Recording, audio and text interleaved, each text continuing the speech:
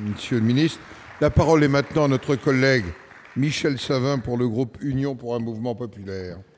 Merci, avez la parole. Monsieur le Président. Ma question s'adresse à Monsieur le ministre des Affaires étrangères.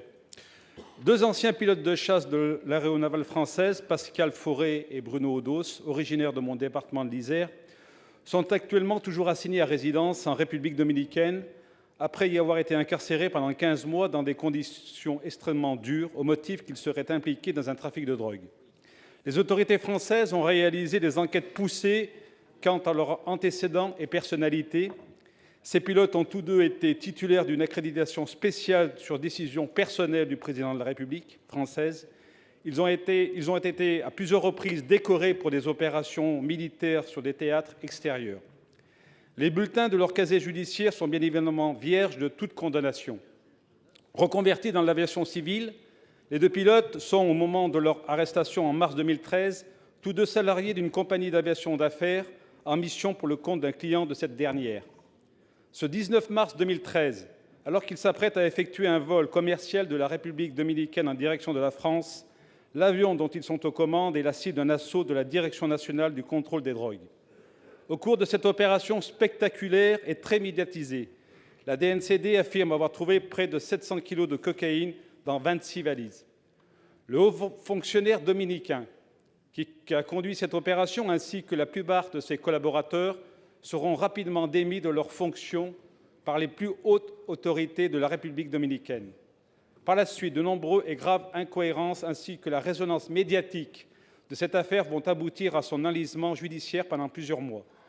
Pendant cette très longue procédure, au cours de laquelle les pilotes ne seront jamais entendus et qui verra se succéder les juges et les renvois d'audience, plus de 15, la justice dominicaine fera la preuve de ses difficultés pour conduire le processus judiciaire à son terme. Finalement libérés, le 21 juin 2014, ils ont depuis interdiction de quitter le territoire, restant privés de leur famille et survivent sans papier et sans aucune ressource. Un comité de soutien créé par des anciens collègues pilotes de chasse de Bruno et Pascal comprend aujourd'hui plus de 4000 membres. De nombreux citoyens et parlementaires se sont associés à ce mouvement de soutien. Sachant parfaitement que la France n'intervient pas dans les procédures judiciaires en cours d'un État souverain, mon inquiétude quant à la sérénité dans laquelle va se dérouler le procès fixé dans les prochains jours me conduit à vous demander quelle démarche la diplomatie française peut être amenée à effectuer pour assister nos compatriotes et veiller à la tenue d'un procès équitable. Par ailleurs, ce matin, la condamnation à mort de M. Serge Atlaoui, qui craint sa prochaine exécution en Indonésie, occupe l'actualité. J'ai été alerté ce matin par les membres du groupe d'amitié France-Indonésie qui avaient reçu son épouse au Sénat. Pouvez-vous nous informer de la manière dont vous comptez intervenir, sachant que M. Atlaoui clame son innocence depuis le début de cette affaire?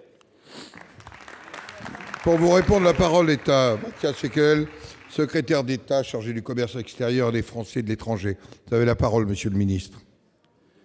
Merci, Monsieur le Président. Mesdames et Messieurs les sénatrices et sénateurs, Monsieur le sénateur Michel Savin, vous l'avez rappelé avec gravité, avec sincérité, nos concitoyens, Pascal Fauré et Bruno Odos, ont été arrêtés en compagnie de deux autres ressortissants français le 19 mars 2013 en République dominicaine, à bord d'un avion contenant 682 kilos de cocaïne, dans le cadre d'une affaire de trafic international de produits stupéfiants. Durant toute leur détention, ils ont bénéficié de la protection consulaire de l'ambassade de France à Saint-Domingue, qui leur a régulièrement rendu visite. Leurs familles ont été reçues à plusieurs reprises au ministère des Affaires étrangères et sont appuyées par notre consulat à chacun de leurs déplacements sur place. L'ambassadrice, comme le Quai d'Orsay, a effectué de nombreuses démarches auprès des autorités dominicaines pour exprimer notre préoccupation concernant la durée de la détention provisoire et pour demander qu'un jugement soit rendu dans les meilleurs délais. Remis en liberté sous contrôle judiciaire le 21 juin 2014, ils demeurent à ce jour sous le coup d'une interdiction de quitter le territoire dominicain dans l'attente de leur procès qui devrait s'ouvrir le 9 mars prochain. Un représentant de notre ambassade sera présent aux audiences en qualité d'observateur. Par ailleurs, leurs documents d'identité ont été confisqués par les autorités locales.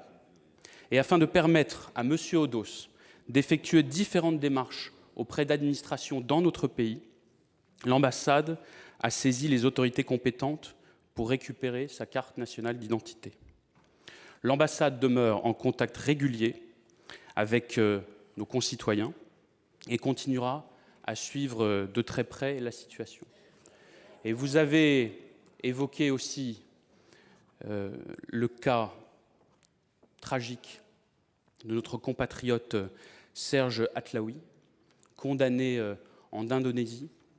Là aussi, notre pays, nos services diplomatiques, nos services consulaires, toutes les autorités nationales ont été mobilisées tout au long de la situation pour essayer d'apporter les meilleures réponses possibles. Et cette situation est tragique, elle nous touche tous, comme vous l'avez indiqué, monsieur le sénateur, au plus profond de nous-mêmes.